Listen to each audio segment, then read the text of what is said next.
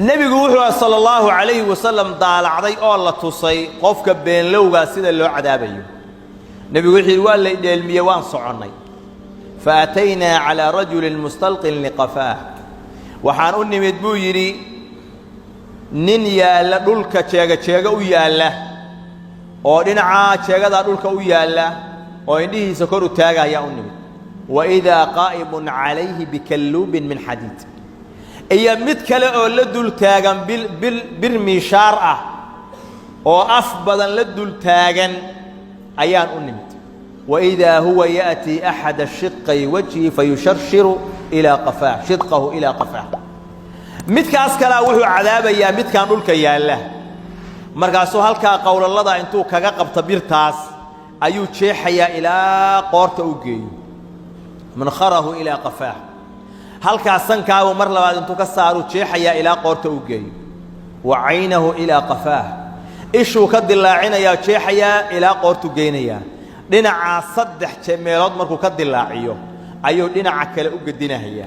markaasoo saddex kale oo sidii oo kale ka jeexaya markuu dhameeyo midda dambe ayaa dhinacii hore uu raysanaya oo isku dhagaya sidii hore uu noqonaya markaasuu ku soo laabanaya oo waxa weeyaan dilaacinaya markuu dhameeyaa dhinacii kale raysanaya markaasuu ku soo laabanaya nabigu wuxuu yiri fayusna'u bihi ila yawm alqiyamah ila qiyamah saasa loo cadaabaya naftu kana dhici mayso cadaabkaasna laga joojin maayo wuxuu nabigu tilmaamay ninkaasi nuuca uu ahaa sida loo cadaabayo fa innahu ar-rajulu yaghdu min baytihi yakdhibu al-kadhiba tablughu al-afaq wa nin gurigiisa ka kalahay saakay oo magaalada aaday oo been sheegay beentiina ay jihooyinka gaartay oo ay faaftay ninkaas asaas loo cadaabaya ayaa nabigu alayhi salatu wasalaam hal been buu sheegay halkii been baa la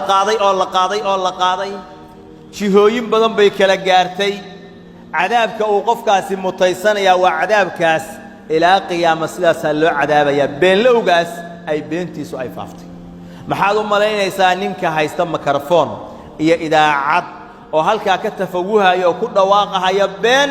beentaasina markiiba kumanaan dhagahooda ay ku dhacayso jihooyin badan oo kala duwan ay gaarayso maxaad u malaynaysaa ahadka noocaas taqullaha wala takdib ilaahay ka cabso oo habeena sheeg ilaahay ka cabso oo beenta iska ilaali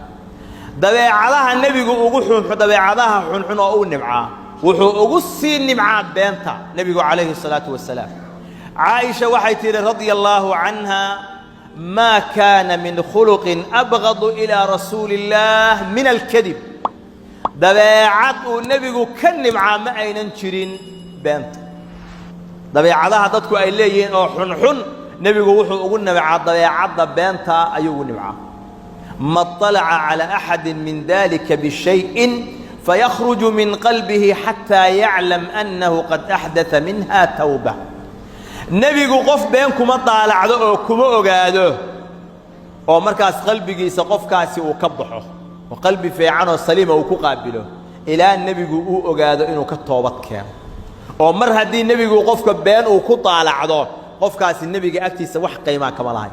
من آمن هين إلى النبي صلى الله عليه وسلم أجاده إنه قف كاسي بين يضع هين وإلهي أغلى عطي أو كتوبة كانوا بين تسكت